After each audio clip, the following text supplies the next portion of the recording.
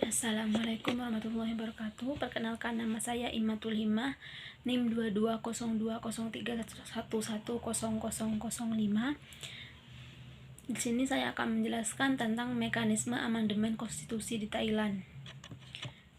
Mekanisme amandemen konstitusi itu meliputi 2 poin, yaitu yang pertama proses amandemen, di mana proses amandemen sini meliputi yang pertama, inisiatif amandemen. Amandemen konstitusi di Thailand dapat diusulkan oleh berbagai pihak, termasuk anggota parlemen, komisi khusus, atau bahkan oleh pemerintah. Usulan ini harus diajukan dalam bentuk rancangan undang-undang amandemen konstitusi. Yang kedua yaitu prosedur parlemen. Prosedur parlemen meliputi 3 poin, yaitu yang pertama, rancangan undang-undang amandemen konstitusi yang harus disetujui oleh Ketua Majelis Parlemen di Thailand, yaitu diantaranya DPR atau Dewan Perwakilan Rakyat dan Senat.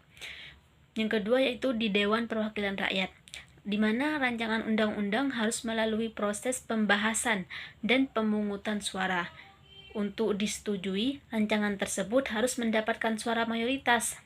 Yang ketiga, di Senat, di mana rancangan amandemen juga harus melewati proses berupa persetujuan Senat yang memerlukan mayoritas suara untuk diterima. Proses yang ketiga yaitu prosedur persetujuan.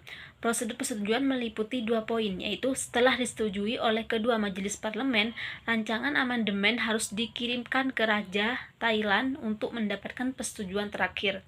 Jika Raja memberikan persetujuan, maka amandemen akan diberlakukan. Namun jika tidak, rancangan tersebut akan ditolak dan harus dikaji ulang. Poin yang kedua yaitu jenis amandemen. Jenis amandemen ada 2 macam, yaitu amandemen formal.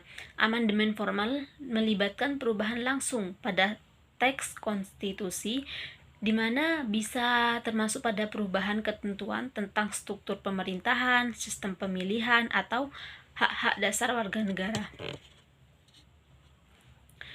Yang kedua yaitu amandemen prosedural. Amandemen prosedural melibatkan perubahan pada cara konstitusi diubah atau diterapkan, di mana tanpa mengubah teks konstitusi secara langsung. Ini bisa mencangkup perubahan dalam prosedur amandemen itu sendiri.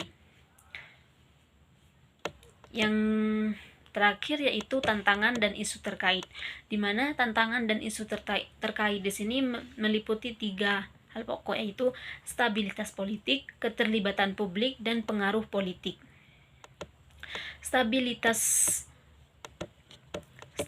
politik di sini merupakan proses amandemen konstitusi yang sering kali terkait dengan dinamika politik yang kompleks, di mana amandemen yang kontroversial dapat memicu ketidakstabilan politik atau protes dari kelompok-kelompok masyarakat.